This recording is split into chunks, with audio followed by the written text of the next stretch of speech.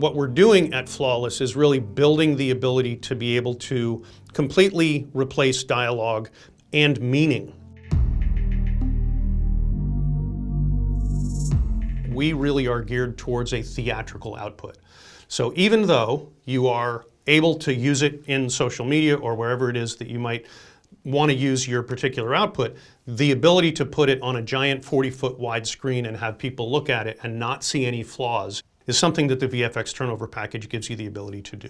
One of the interesting things about the VFX Turnover Package, it sets Flawless apart in terms of what it is that we're able to provide in the way of control for the end user. When you use other software in a traditional visual effects facility, something like Maya or Houdini or 3D Studio Max or something like that, you don't expect it to come right out of the box and be able to go directly to the screen.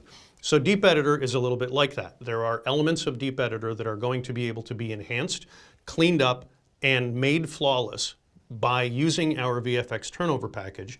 This was outside of the realm of normal production up until the advent of AI and the advent of Flawless. It was simply too costly and too time-consuming to actually go in and re-articulate people's mouths to say a new line.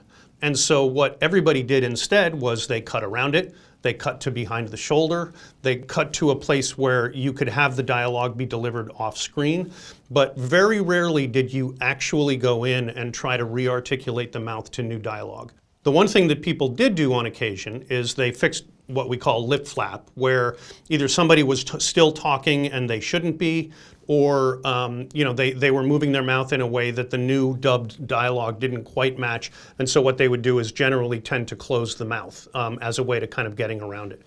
So what DeepEditor has really done is it's opened up a new market, which is that you can now cost effectively re-articulate the mouth without having to go through spline warping and reanimation. The traditional way that we would have done large amounts of this in the past, and I've done this at other companies, is you would literally recreate a full 3D textured model. You would create all of the rigging and animation points for that model.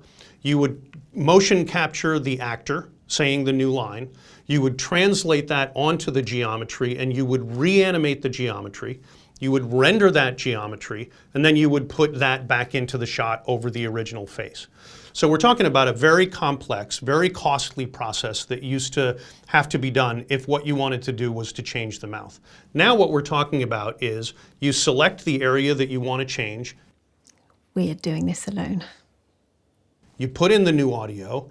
At least you won't have to hear him swear every 2 seconds.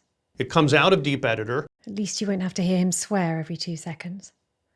You say, does that look good? If it needs a little bit of tweaking, we're the only company out there that has software that allows you to actually refine the output from DeepEditor. You do your refinement, you output that. If it looks good enough to go on a big screen, you're good to go.